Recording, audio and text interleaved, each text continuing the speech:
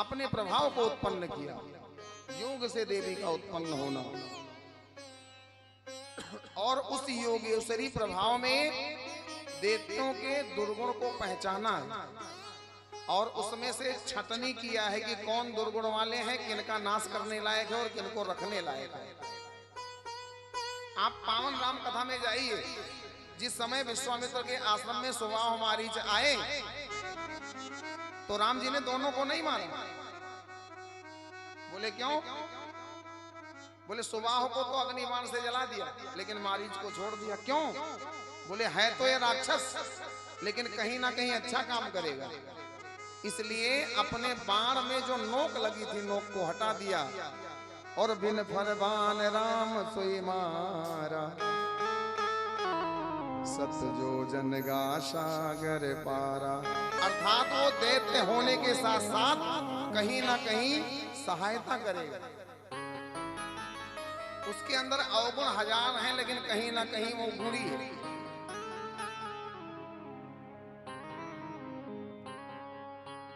कुछ लोग होते हैं जिनके अंदर अवगुण बहुत होते हैं लेकिन एक ऐसा गुण होता है उस गुण की वजह से सारे अवगुण छिपे होते हैं।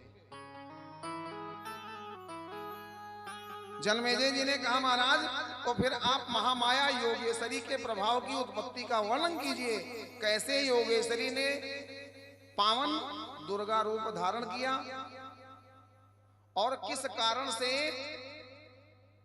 वो पराम्बा योगेश्वरी से दुर्गा के रूप में उत्पन्न होकर के आई और क्यों राक्षसों का वध किया। व्यास जी ने कहा राजन पूर्व समय की बात है, धरातल पर महिषासुर नाम का एक राजा हुआ।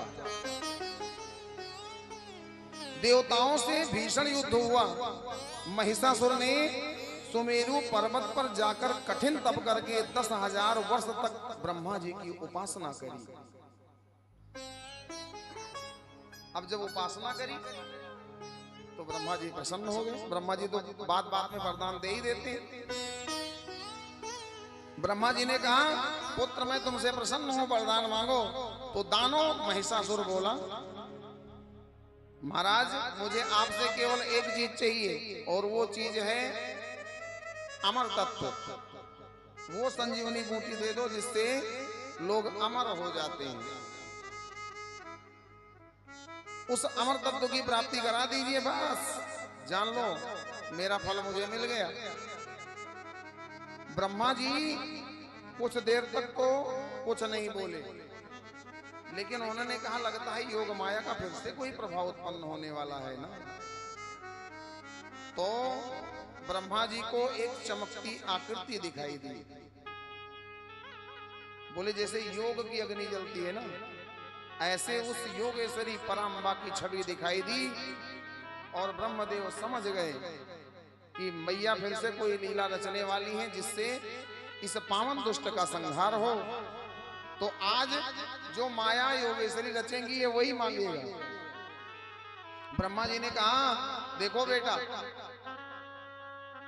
मैं वरदान तो देता हूं लेकिन ना मरने वाला वरदान मेरे पास नहीं है, इसलिए जो जन्मा है उसको एक ना एक दिन मरना ही पड़ेगा। एक ना एक दिन इस लोक से जाना ही पड़ेगा। महिषासुर ने कहा फिर महाराज आप रहने दो।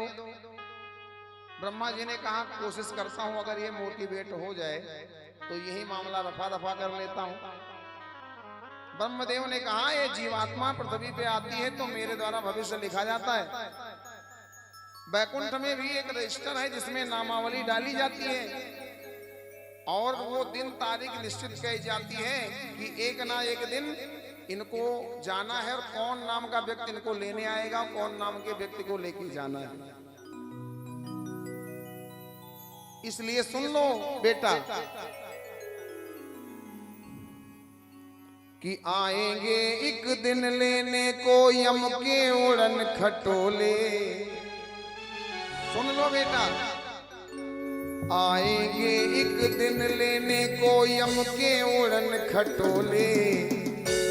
बैरी बंजारा ये बोले बैरी ये बोले आएंगे एक दिन लेने को यम के ओढ़न खटोले, आएंगे एक दिन लेने को यम के ओढ़न खटोले। बैरी